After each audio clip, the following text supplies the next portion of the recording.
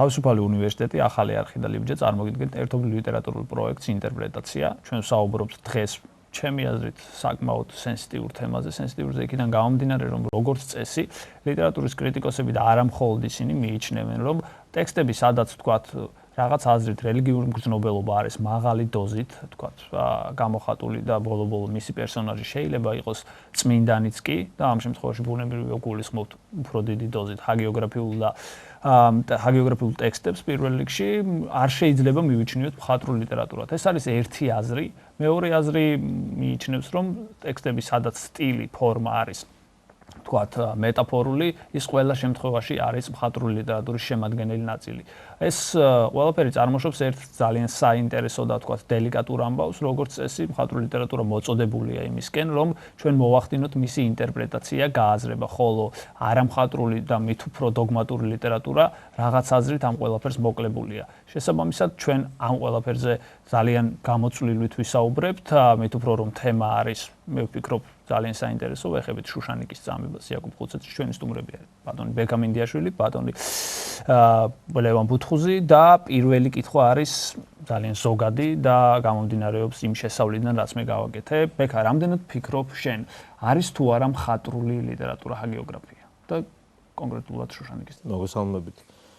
ჰაგიოგრაფია თავისთავად ცხადია, რომ არის რელიგიური ლიტერატურის ერთი დარგი, თუ შეიძლება ასე ითქვას, მას კონკრეტული ლიტურგიული დანიშნულება ჰქონდა, მაშინ როცა ეს ამ ტიპის ლიტერატურა, ეს ჟანრი იქმნებოდა, მოგეხსენებათ შუშანიკის წამება არის პარხლის მრავალთავში შესული ტექსტი, შესაბამისად პარხლის მრავალთავი. ასევე სომხური ვარიანტი. კი, სომხური ვარიანტიც არსებობს და შემდეგ არსებობს ანტონ კათალიკოსის მიერ გამოხშირული ვარიანტი, თუ შეიძლება ასე ითქვას. სვინაქსარული და შემდეგ კიმენიც ალბათ არის. არა კიმენური ალბათ იქნებოდა ეკლესიაში, იმიტომ რომ როგორც წესი, შემდეგ მე-10 საუკუნეში როგორც ჩანს, მე სტუდენტებს და თქვა მოსწავლეებს მაინც აუხსნი, რომ ეს არის შემოკლებული ვარიანტი ტექსტის იმისთვის, რომ თქვა ლოცვებში და ლიტურგიაში ადვილად და კიმენური არის შემოკლებული. კიმენური. არა, სვინაქსარი არის შემოკლებული, კიმენური არის ის ტექსტები, რომელიც შეიქმნა დაახლოებით მე-10 საუკუნემდე, შემდეგ მე-10 საუკუნის შემდეგ უკვე ბიზანტიაში გადამეტაფრაზდა, ანუ შეივსო თეოლოგიური შინაარსის ეგზეგეტიკა დაემატა. რა თქმა უნდა, კი, ეგზეგეტიკა დაემატა. და გადასვინაქსარდაც უფრო დოგმატური და თეოლოგიური შინაარსი შეიძინა. მოდი ამ ტერმინებს მოვეშვა და ვთქვა, არის თუ არა? რა თქმა უნდა, არის მხატვრული ლიტერატურის ნაწილი, ვინაიდან მხატვრული ლიტერატურა, ვინაიდან პირველ ყოვლისა აგიოგრაფიული ტექსტები, განსაკუთრებით ქართული აგიოგრაფიის და განსაკუთრებით შუშანიკის წამება არის სამყაროს ინტერპრეტაცია. ლიტერატურული მხატვრული ინტერპრეტაცია და ამ ინტერპრეტაციისას გამოიყენება სწორედ ლიტერატურული ხო ლიტერატურული ჩვენ გვაქვს უფლება რომ ამ ინტერპრეტაციას მივმართოთ ინტერპრეტაციის უფლება რა თქმა უნდა გვაქვს და მაგრამ ალბათ ყველაზე კარგი გზა იმის გასაგებად თუ რისი თქმა სურს ავტორს არის იმ სამყაროს იმ სურათის რეკონსტრუქცია რომელშიც თავად ეს ტექსტები იქმნებოდა.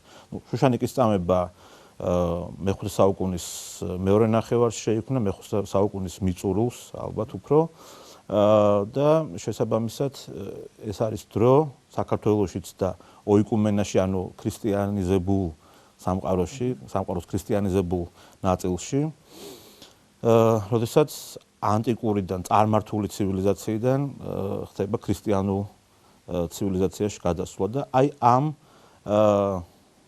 ტეხილის ალბათ ერთ-ერთი საუკეთესო გამოხატვა არის შუშანიკის წამება. და ის რომ თქვა იქ ტროპია გამოყენებული მეტაფორა ეს არ ამყარებს იმ თქვა არგუმენტს რომ ეს მხატვრული ტექსტია. მხატვრული ლიტერატურის ხერხები არის გამოყენებული. თქვა ეს პირდაპირ ძალიან მაგარი ენით არის დაწერილი. რა თქმა უნდა, ეს არის ერთ-ერთი შედევრია ალბათ. მაგრამ ესეც რომ არ იყოს და იყოს მწირი ამ თვალსაზრისით, მაინც მხატვრული ლიტერატურა, აგიოგრაფიული ტექსტები მე მიმაჩნია რომ მხატვრული ლიტერატურის ნაწილია, თუნდაც თქვა მოწამეთა აქტები, სადაც უბრალოდ ჩანაწერებია სასამართლოების ჩანაწერებია, ასე ვთქვათ, როგორ დაკითხავდნენ რომის იმპერიაში მაგალითად ქრისტიანებს. კი ბატონო, შენ რაც ფიქრობ? პრინციპში აბსოლუტურად ვეთანხმები. როცა სწავლობდი სკოლაში, მქონდა შეგრძნება. აბსოლუტურად სრულიად და ზუსტად ამ საკითხზე მინდოდა მელაპარაკა, რა თქმა უნდა, ვერანაირად ვერ ვილაპარაკებ თეოლოგიურ ნაწილზე, ვთქვათ, იქ რამდენად არის, ხო, არანაირად, უბრალოდ ჩემი განცდა მერვე კლასში იყო, მე როდესაც სწავლობდი, ეს იყო მერვე კლასი იყო მაშინ. ასე ერქვა, მერვე კლასში ვიწყებდით გეოგრაფიის სწავლას და იყო ეგრეთ წოდებული გარჩევის წიგნი, რომელიც ასე ვთქვათ, თვითონ ხო ძალიან პოპულარული, იმიტომ რომ იმ გარჩევის წიგნის მიხედვით სწავლობდით ხოლმე ძირითადად ორიგინალურ ტექსტებს, ისიც შემოკლებით იყო ხოლმე, ნაკლებად გვაკითხებდნენ ახლა. რაც რამდენადაც მე მახსოვს, ვთქვათ, სამი საკითხი გამომეკვეთა თვითონ, რომელთაც უკმაყოფილო ვიყავი, იმიტომ რომ ჩემის აზრით მაშინ ვფიქრობდი, რომ აქ რაღაცა დაუხვეწებია. ხა მერვე კლასში არ ვიყავი ახლა ისე მომწიფებული და მაინდა-მაინც ბევრიც ნაკითხი არ მქონდა, რომ ვთქვათ, ესეთი პროტესტი გამომეხატა თუნდაც ჩემი ლიტერატურის მასწავლებლის მიმართ კლასში, თუმცა სულ მეგონა რომ და რატომ ეხმიანება რომ რატომ ვეთანხმები რომ ნამდვილად მხატვრული ლიტერატურა არის, იმიტომ რომ სულ მქონდა განცდა და ეს სამი საკითხი იყო ეს, რომ რამდენად ეს არის, ვთქვათ, ადამიანის мотиваცია იმ ადამიანისა, რომელიც მხოლოდ რელიგიურ, ვთქვათ, დაპირისპირებაში შევიდა მეორე ადამიანთან და ამის შედეგად ის ეწამა და აღესრულა. ეს ერთი, თუ ეს და ამავე საკითხის შემადგენელი ნაწილი, თუ ეს იყო ბიძგი, ასეთი ბიოფსიქოლოგიური ნაწილი თუ მივიდგეთ, თუ ბიძგი იყო ჩვეულებრივი ადამიანური ვნებათა ღელვა, ანუ ცოლ-ქმარ შორის ურთიერთობა და ნუ აი ამან რა როლი შეასრულა. ეს მეორე საკითხსაც ვეთქვი და მესამე საკითხსაც და უცებ პირველზე გადავალ და მეორე საკითხი იყო თავისთავად რამდენად შეუძლია არა რამდენად უფლება აქვს, არამედ რამდენად ხდება ესე, რომ ავტორი ამახინჯებს ადამიანის ბიოგრაფიას ნებსით თუ უნებლიეთ და შემდეგ ამ ადამიანზე თქვა სრულიად სხვა წარმოგდგენა გვექნება და სხვა ეხლა თავისთავად ამაში დიდი ტრაგედია არ არის, მაგრამ ნუ ზოგადად ვისაც თქვა ისტორიკოსისთვის შეიძლება ტრაგედია იყოს. ავტორის მხატვრული ტექსტია, ეს სხვა ავტორის უფლება. ცხადია, ამ უფლებას მე ვთქვათ არ ვაყენებ როგორც მკითხველი ეჭქვეშ, უბრალოდ მაინტერესებდა რამდენად და აი ამაზე გამახვილებული ყურადღება არასოდეს არის. არც სკოლაში და არც უნივერსიტეტებში და მესამე საკითხი რომელიც ძალიან მნიშვნელოვნად მიმაჩნია, რომელზედაც არასოდეს გამახვილებული არ იყო ყურადღება, ეს არის ამაზრზენის სიტყვები, რომელიც 1500 წლის წინ ითქვა ამ ტექსტში, სიმბოლურია რომ პირველ ტექსტში, ქართულ პირველ ტექსტში ითქვა და რომელსაც 1500 წელია ქართველი კაცი იმეორებს. ეს არის ტექსტი, როდესაც ის აგინებს თესლ ტომს და დღემდე სხვა შორის ბორხესი ამბობდა რომ ისტორია დასავლურ კულტურაში არის მხოლოდ 4. ანუ ქსენოფობიური. ნუ ეხლა დღევანდელი ტერმინოლოგიით რა თქმა უნდა ავტორი ამბობს ამას. იცით რა, აი ტექსტი ესეთი არის, ხოლო ესა რა ქვია, არა, მე რამდენადაც მახსოვს ვარსკენი ამბობს, ვარსკენი ეუნება, აგინებდა თესლს ტომსა. ახლა სხვანაირი ინტერპრეტაცია ამისი მე ვერ წარმომიდგენია. ვიცით მისი ეთნიკური წარმომავლობა შუშანიკისა და ძალიან მნიშვნელოვან ამბავს მივადექით, მე მგონი. ერთი მხრივ ჩვენ თქვათ ვსაუბრობთ რომ ეს არის ქსენოფობიური, ნუ არმენოფობიური მიდგომა და მეორე მხრივ პერსონაჟი, რომელსაც მიემართებოდა ეს ყველაფერი არის რომელიც იდეალიზებულია. აი ეს წინააღმდეგობა არის მართლა თუ აი თქვათ რაღაც უკიდურესი ინტერპრეტაცია? მოდით ასე ვთქვათ, რამდენადაც იმ პერიოდში არ არის ასე ვთქვათ ჩამოყალიბებული ნაციის ეროვნულობის განცდა, რამდენადაც მაკონსტრუირებელი იდენტობისა, ადამიანის იდენტობისა არის რწმენა და ფეოდალისადმი ან მონარქიისადმი, აი ამ დროს ყალიბდება ასე ვთქვათ ეს იდენტობა, ლოიალობა, ხო? ამდენად აქ ეროვნული შუღლის კონტექსტში არანაირად არ მithkos. ძნელია, მაგრამ ეს გაიაზრა შემდეგ უკვე ნაციონალიზებულმა მის ჯიშს და ჯილავს, ასე ვთქვათ, მის მოდგმას აგინებს. ვექა ამ შემთხვევაში უკაცრავად გაგაწყვეტნე ფერწამით, მე არ მithkos თქვათ არ დამიდია ბრალი ბჭყალებში თქვათ ვარსკენისთვის ეს რატო თქვა, ან კიდე 1500 წლის განმავლობაში ამაზე არავინ დაფიქრებულა და ესე იგი ეს არ გამოუყენებიათ საფუძვლად რომ დღეს 21 საუკუნეში ქსენოფობია საქართველოში არ იყოს. აგიოგრაფიული ლიტერატურა იმ თვალსაზრისითაც არის საინტერესო ქართული აგიოგრაფია, ვინაიდან მისი პირველი ტექსტები ძირითადად აღწერს ტომით ეთნიკურად არაქართველი ადამიანების ცხოვრებას. ხნებათ პირველი ტექსტი იაკობი, ევსტათი ცხეთელი, რომელიც სპარსია, აბო რომელიც არაბია, რაჟდენ პირველი მოწამე, რომელიც ასევე სპარსია, ასურელი მამები და ასე შემდეგ. ანუ პირველი ტექსტები მხოლოდ და აბოს წამება პირდაპირ იქნება იმისთვის, რომ ქართველები ქრისტიანები შეაგონოს.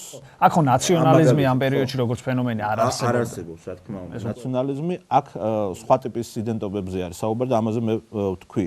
მაგრამ საინტერესო კიდევ იმ თვალსაზრისით არის ეს ტექსტი და ამაზეც არ გამახვილებულა დიდად ყურადღება, რომ თავად ტექსტში არის ჭიდილი არა მარტო თქვა ოჯახურ დრამასთან გვაქვს საქმე, რომლიდანაც ამოიზრდება პრინციპში ეს ტექსტი, არამედ ეს არის პოლიტიკურ ბრძოლა პოლიტიკასა და რელიგიასთან გაგრძელებაც კიდე შემდეგ ის პოლიტიკა ასე თქვა მომაკვდინებელ აჩრდილად ადგება შუშანიკის თავზე, როდესაც ვარსკენი შეიცვლის რწმენას, ვინაიდან ეს პოლიტიკური კი, ნებით უნებლიეთ ვახტანგ გორგასლის პოლიტიკის გამტარებელია შუშანიკი. ერთ-ერთი ყველაზე საინტერესო ინტერპრეტაცია ამ ტექსტისა, რომელიც უბრალოდ გადის ტექსტიდან და ქვეტექსტს ეხება, ძირითადად ეკუთვნის თამას ჭილაძეს. კი, ჭილაძეს ძალიან საინტერესო ის იყო. რომელსაც შემოყავს ვახტანგ გორგასალი როგორც პერსონაჟი, ფაქტობრივად როგორც არამონაწილე პერსონაჟი თვითონ ტექსტში, ანუ სცურდაველის ტექსტში იგრძნობა სულ ვახტანგ ამბობს, ეხლა მე გამიჭირდება დავეთანხმო თამას ჭილაძეს, მაგრამ ძალიან საინტერესო ინტერპრეტაცია, უბრალოდ ერთ-ერთი ყველაზე საინტერესო ინტერპრეტაცია ამ ტექსტისა. ფაქტობრივად თამას ჭილაძე ამბობს, რომ ამ ინტრიგას, რომელიც ხდება პიტიახშის კარზე, ხლართავს სხვა არავინ თუ არა ვახტანგ გორგასალი, რადგან შუშანიკს იყენებს ის როგორც ასე ვთქვათ, გამოწვევას იმისთვის, რომ დაარტყას. ასე რა გამოდის, რომ ვთქვათ, იაკობ ხუცესი არის აგენტი? რა თქმა უნდა, არის აგენტი და იაკობ ცურტაველი არის მიჩენილი შუშანიკს საიმისოდ, რომ ვახტანგს გაეხსნას გზა და მორალური უპირატესობა მოიპოვოს ვარსკენზე და გზა იმისთვის, რომ ასე ვთქვათ, დაიმორჩილოს. და რელიგია უბრალოდ არის იარაღი. ფეოდალი. საბოლოო ჯამში რელიგია გამოდის იარაღი ამ. რელიგია გამოდის ასედაც და ისედაც იარაღი, ვინაიდან თუნდაც მოუხსნათ ასე ვთქვათ ვახტანგის თემა, პეროსთან ჩასული ვარსკენი იღებს რელიგიას, არა იმიტომ რომ ის განსაკუთრებულად ასე ვთქვათ რელიგიური მისწრაფებები ამოძრავებს მას და სურს რომ ეს მაზდეიზმი მიიღოს, ხომ და ცეცხლთაყვანის სემელი გახდეს, არამედ ხო თვითონაც ძალიან ლოიალურია უკვე შეცვლილი რელიგიისადმი და მის კარზე ჩვეულებრივად აგრძელებენ ხუცესების ცხოვრებას, ეპისკოპოსების ცხოვრებას. ის ამბობს, რომ ნუ გერიდებათ ჩემი უკვე შეცვლილი რწმენის. ამ თვალსაზრისით ოპორტუნისტია ის თუ რაღაც? ამ თვალსაზრისით რა თქმა უნდა არის. ხო. ერთადერთი რაც მას სურს არის რომ ასე ვთქვათ ერთგულება გამოხატოს სპარსეთისადმი და დააღწიოს თავი ვახტანგის გავლენას, როგორც ჩანს, მიუხედავად იმისა, რომ ვახტანგი არ არის ამ შემთხვევაში პერსონაჟი ტექსტისა. ეს წინააღმდეგობა ცხადია და თუ ისტორიულ კონტექსტს გავშლით, ჩვენ აი ამ წინააღმდეგობას დავინახავთ. მაგრამ ისევ დაუბრუნდები მთავარ საკითხს, რომ ჩემთვის პოლიტიკური, კულტურული ახსნა ამ საკითხზე, ის კულტურული იმიტომ, რომ როგორც გითხარით, ესე იგი, ეწინააღმდეგება ორი კულტურა, წარმართული და ქრისტიანული კულტურა. ეწინააღმდეგება ორი კონფლიქტი, ამიტომ მაგალითად, წარმართული კულტურისთვის 10 ცნება, მორალური, ასე ვთქვათ, საზომები, კოდექსი, რომელიც ქრისტიანობამ, იუდაიზმმა შემოიტანა, ხომ? ძალიან ლაბილურია, ყოველ შემთხვევაში არ არსებობს, კოდექსი არ აქვს. არ არის. აი აქ შემოდის სწორედ ეს დაპირისპირება. ვარსკენის პრობლემას არ წარმოადგენს შეცვალოს ერთ დაამატოს თავის რწმენას. მე დარწმუნებული ვარსკენი არც იცვლის რწმენას, უბრალოდ ის თავის რელიგიურ პანთეონში ამატებს ერთ ღმერთს კიდევ, იმიტომ რომ ეს ასე ჭირდება მის პოლიტიკურ ინტერესს. ისევე როგორც მიამატოს თავის ასე ვთქვათ ცოლს კიდევ ერთი სოლი, ხო? ესენ უბრალოდ იარაღებია მის ხელში და არა ღირებულებები ან ფასეულობები. აქ ამას წინააღმდეგება შუშანიკის სახით ქრისტიანობა, რომელიც მონოთეიზმს ქადაგებს, მკაცრ მონოთეიზმს ქადაგებს და დაუშვებლად მიიჩნევს იოტისოდენა დათმობასაც კი და კონფორმიზმსაც კი წარმართობისადმი, განსაკუთრებით იმ პერიოდში, როდესაც ქრისტიანობა ფაქტობრივად ფეხს იდგავს დასავლეთში და კონკრეტულად ამ შემთხვევაში საქართველოში და ასევე დაუშვებელია ქრისტიანული წამსიდან გამომდინარე არამონოგამიური ოჯახი, თქვათ. დაუშვებელია ის, რომ ქმარს ყავდეს მეორე ცოლი. შემდეგ ქართული ისტორია გვიჩვენებს, რომ პრინციპში ეს გარკვეულწილად შესაძლებელია, მათ შორის ქრისტიან მეფეებსაც ყავდათ ორი ცოლი და სამი ცოლი წყოლიათ, ხო? ანუ ამ პრობლემას აი ქრისტიანობის საწყის ეტაპზე ძალიან მკაცრად ვაწყდებით ჩვენ. მე მინდა ხა აქედან ამოიზრდება შემდეგ დავსვა რაც ნაკარნახევია გარკვეულწილად ქსენოფობიით, ოღონდ ბუნებრივია ჩვენ მივემართებით ამ შემთხვევაში პერსონაჟებს. არ არის ფლად ერთგვაროვანი დამოკიდებულება ამ ორ მთავარ პერსონაჟს შორის, გულისხმობ ვარსკენს და შუშანიკს, ვიღაცის სიმპათია მიემართება ვარსკენს, ვიღაცის სიმპათია მიემართება შუშანიკს. ხომ არ არის? ერთი შეხედვით ვარსკენი ყველა შემთხვევაში გამოდის, თქვათ, არაპოზიტიური პერსონა, მაგრამ ხომ არ არის ვარსკენისთან სიმპათია ძალიან ესეთი უხეშავ, თქვათ, მისი კარგი კაცობით ნაკარნახევი კი არა, მხოლოდ იმიტომ, რომ ის ქართველია და სომხეთს ეწინააღმდეგება. ანუ გავშალოთ პერსონაჟები. აი თქვენ რომლის მხარეს ხართ? პირდაპირ თქვათ ესე ვარსკენის თუ შუშანიკის. როგორც მკითხველი ამ არ არის აუცილებელი აქ ობიექტური. ხო, აი აბსოლუტურად არ დამიყენები არასოდეს საკითხი ასე, არ ყოფილა ეს ჩემს ინტერესში და რაღაც სიმპათიები ხო გაქვთ ტექსტში? ჰექტორი თუ აქილევსი? შეფასება ძნელია რა პერსონაჟი. ვერც ერთ პერსონაჟზე ვთქვათ, ნუ ეხლა შუშანიკი იწვევს ჩემში უფრო მეტ სიმპათიად, მხოლოდ იმიტომ რომ ფიზიკურად უფრო სუსტი არის და ის იჩაგრება. რის გამო უკვე არ აქვს მნიშვნელობა. აი ძალიან ზოგადად და მანიფესტური. ანუ ზოგადად პერსონაჟი ორივე შენთვის არ არის, თქვათ, ხო? არა, მე ვერ ვიტყვი რომ ვთქვათ, თუნდაც იმიტომ რომ მე პერსონალურად ლევან ბუთხოზე ვთქვათ, ისი არა ვარ კარგად გაცნობიერებული ისტორიულ კონტექსტში და ვთქვათ იმაში, ვერ შევა. არა. პირდაპირ როგორც მკითხველი.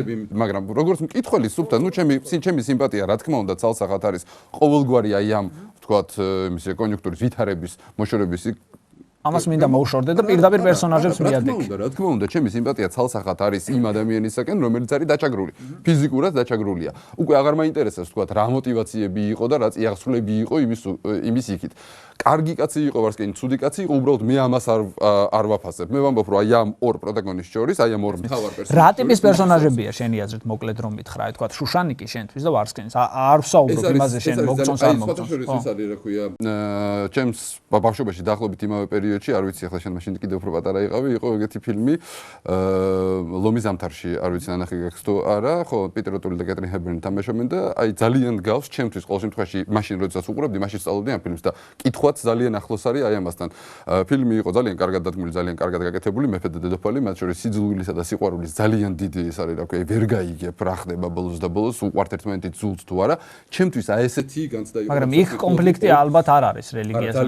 ის არა, სხვა ტიპის კონფლიქტი. აი ამიტომ ვამბობ, რომ ჩემი განცდით და უკმაყოფილება რაც მქონდა მე მაშინ როდესაც მერვე კლასში ამას მასწავლიდნენ, რომ ეს რელიგიური კონფლიქტი, რომელიც ჩემი თვალსაჩინით იყო შემდეგ უკვე ან თუნდაც პოლიტიკური ნებისმიერი სახის ეს იყო უკვე გვერდითი მოვლენა ასე ვთქვათ შედეგობრივი რომელსაც შეიძლება თავისი ახსნა აქვს თავისი მნიშვნელობა აქვს არასებითად მნიშვნელოვანი შეიძლება ყოფილიყო ის რომ შუშანიკი პოლიტიკური თუ რელიგიური თვალსაზრისით უნდა გაწმინდანებული იყო მაგრამ ეს ჩემთვის არის მეორადი საკითხი პირველადი ეს იყო ქალსა და კაცს შორის ურთიერთობა და როდესაც უჩინარ გმირებზე იყო ლაპარაკი ამ შემთხვევაში აქაც როგორც რომეო და ჯულიეტაში არსებობს ერთი არც თუ ისე უჩინარი მაგრამ უჩინარი გმირი მე დავარქვევდი მაინც პროტაგონისტი რომელიც არის აი ამ ჩემის აზრით აი მთელი აი ამ ტრაგედიის რაზედაც მე ზედნაშენად მოყვა ის რასაც თქვენ ლაპარაკობთ ანუ ავტორი არავითარ შემთხვევაში ეს არის ესე რა ქვია მეორე ცოლი სპარსთა მეფის რომელიც მას მოყავს და იმ წუთში იწყება ეხლა თქვენ წარმოიდგინეთ იმ წუთში იწყება საშინელი რეაქცია ცოლი ჩამოყვანილი ყავს ხო საწყალობელ ესე ცოლსა ითხოვდა სპარსთა მეფისაგან და იმის მერე იწყება აი ყოველ შემთხვევაში ტექსტსაც რომ მიყვები ქრონოლოგიურად უცებ რეაქცია არის ძალიან მყისიერი და დავამთავრებ ერთ მომენტს რომ თუ დააკვირდებით მე ახლა ესე წარმოვიდგენიო ქრისტიანული მორალით, თქვათ შენი ქმარი თუ მეუღლე თუ ცოლი, თქვათ რაღაცას ჩადის არა ისეც, პირველ რიგში რასაც აკეთებთან მეხუთე საუკუნეა და გავიწყდეს, ახლა ქალს აქვს თავისი კონკრეტული ადგილი, კონკრეტულ იმაში რა ქვია მიჩენილი და პირველი ახლა მე რაც წარმოვიდგენია რა უნდა გააკეთოს ადამიანმა, თქვათ ეს შეგონებით, იმითი რა ქვია, თქვათ დააყენო მოაქციო ისევ გზაზე, ლოცვით, ასე შემდეგ. პირველი რასაც აკეთებს ეს გარბის სახლიდან. პროტესტის ნიშანი. ახლა ჩემთვის ეს არის რაღაცა თავგანწირული, შეურაცხყოფილი ქალის პოზიცია და ხო, სახე საიდანაც იწყება პრობლემა. რა თქმა უნდა, მე დაკნინებას არ ვაკეთებ. ქალთა ემანსიპაციის ის ხო არა სტარტი. იცი რა არის, აი ნებათა ღელვარი. აი ეს არის ალბათ ახალი დროის ასეთი ინტერპრეტაცია და ნუ რეალიზმის ასე თქვა, რეალიზმიდან გამომდინარე ინტერპრეტაცია, იმიტომ რომ რატომ არ უშვებთ რომ მეხუთე საუკუნეში ისევე უყვარდათ, ისევე ღალატზე ისეთივე რეაგირებდნენ? გზნობები მსგავსი იყო ალბათ, მაგრამ ავტორი ასე არ ფიქრობს და ქრისტიანული ასე ვთქვათ სოფხედელობა სუსტად მიიჩნევს არა შუშანიკს რომელზედაც სპარსი ამბობს აი იმიტომ გამახსენდა მას სპარსი ამბობს რომ დედათა ბუნება იწრუართ და დაანებე თავი ხომ ანუ შეზღუდულია დედათა ფაქიზი და შეზღუდული ალბათ დედათა ბუნებაო აი ამ თვალსაზრისით არც ავტორი იზიარებს მთელი ფაქტობრივად ტექსტი არის ამის საწინააღმდეგო საფუძველი. ვარსკენზე და შუშანიკზე. მე ვფიქრობ, რომ მე კი არ ვფიქრობ, ეს არ არის თავარი, მე რას ვფიქრობ. არა, ამ შემთხვევაში ეს გვაინტერესებს. ამ შემთხვევაში არის სრულიად სხვა რამ მნიშვნელოვანი ჩემი აზრით. მნიშვნელოვანია ის, როგორ აღიქვავს შუშანიკისა და ვარსკენის დაპირისპირებას ეკლესია. იაკობ ცურტაველის სახით ამ შემთხვევაში, ხო? ხო. ის იწყებს იმით, რომ ფაქტობრივად საწყალობელი იქნა უბადრუკი ვარსკენ რამე თუ უარყოფითი. იმას ისე წოდება. შუშანიკთან რო შედის, უკვე შუშანიკი არის დამძიმებული, მაგრამ მიუხედავად ამისა, მაინც ისეთი ეპიტეტებით ესე იგი მატლები ასხავს, ასე ვთქვათ, მატლები აქვს სხეულზე და უმძიმეს მდგომარეობაში ფიზიკურად, მაგრამ რას წერს იაკობ ცურტაველი, რომ მან იხილა ტარიგი ქრისტესი, რომელიც იყო სასძულსავით გასხიოსნებული, ასე ვთქვათ. ანუ ქრისტიანობა უძულურებაში სხვა პრიზმიდან ხედავს. თუ კი რა თქმა უნდა, ქრისტიანობა სხვანაირად ხედავს, ლევან ბუთხოზი სხვანაირად. ქრისტიანობისთვის უძულურება არის ამოსავალი პრინციპი ამ სამყაროს წინაშე, იმიტომ რომ ეს სამყარო წარმავალია. რეალობა ქრისტიანისთვის არის მარადიულობა და არა წარმავალი სამყარო. წარმავალ სამყაროში სიმდიდრე, ძალაუფლება და თქვათ სიტყვაზე რაღაც პოლიტიკა თუ კი არასწორად იყენებ, არაქრისტიანულად იყენებ ამას ყველაფერს, ხომ, არის უძულურების ნიშანი. მაგრამ გასვლა სოფლიდან, ტკივილის დათმენა, ტანჯვა, სიკვდილისკენ მიმართვა, ნუ ეგზისტენციური კატეგორიები, ხო?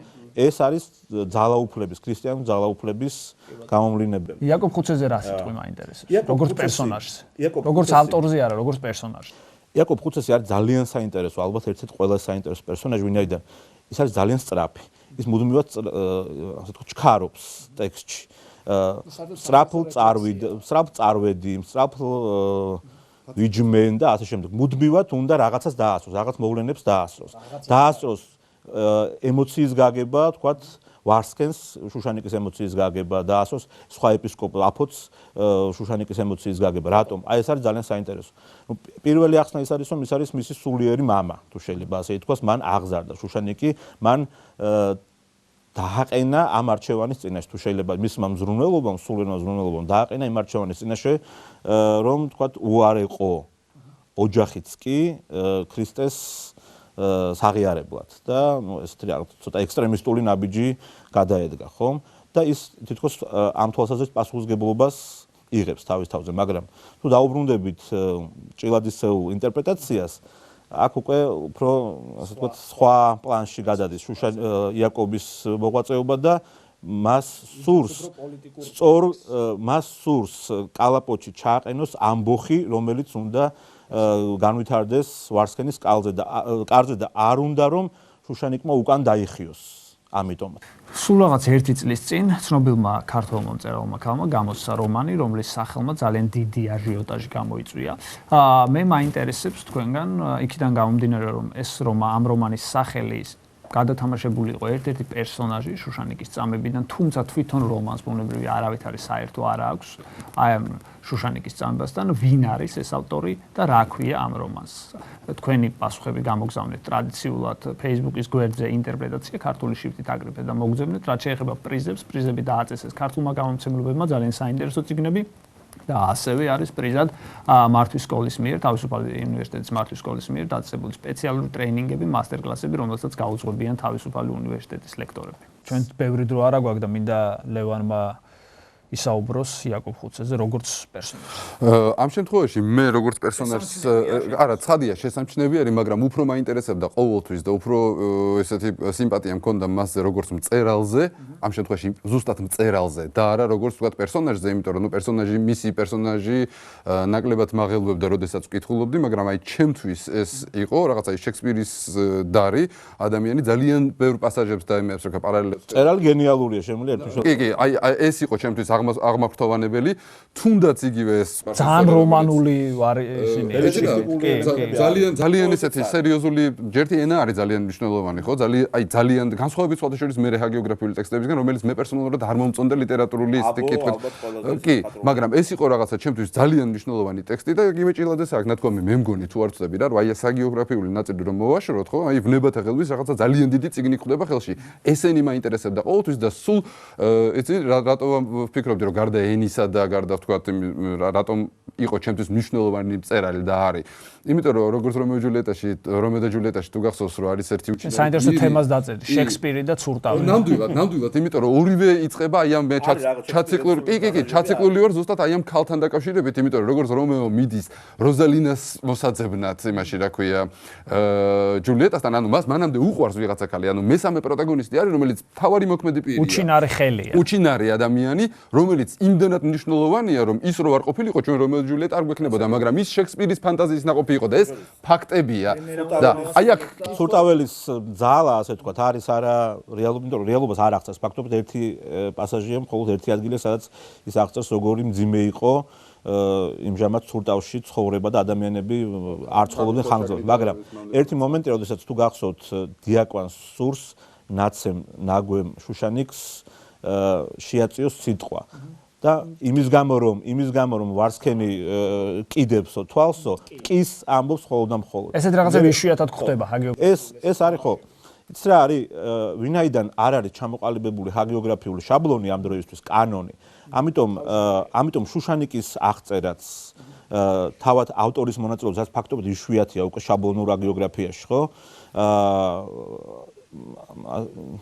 შუშანიკის აღწერაც არის უფრო ბელეტრისტული ვიდრე ჰაგიოგრაფიული კანონებიდან გამომდინარე და ამიტომაც ანტონ კათალიკოსი, როდესაც უკვე სვინაქსარს ადგენდა, ხომ? ცდილობდა გაეხშირა ეს ტექსტი ავტორიზმებისგან და მხატვრული პასაჟებისაგან. უნდა დავასრულოთ ნელ-ნელა სამწუხაროდ ქრონომეტრაჟი არ გვყავს, თორემ საუბარი თავისთავად ძალიან საინტერესოა. მე მინდა შეგახსენო ჩვენი სტუმრები ბატონი ლევან ბუთხუზი, ბატონი ბექა მინდიაშვილი, ეს გახდათ გადაცემა ინტერპრეტაცია ახალი არხის თავისუფალი უნივერსიტეტის და ლიბჯეს პროექტი. ჩვენ საუბრობთ შუშანიკის წამებაზე. დიდი მადლობა, მომავალში.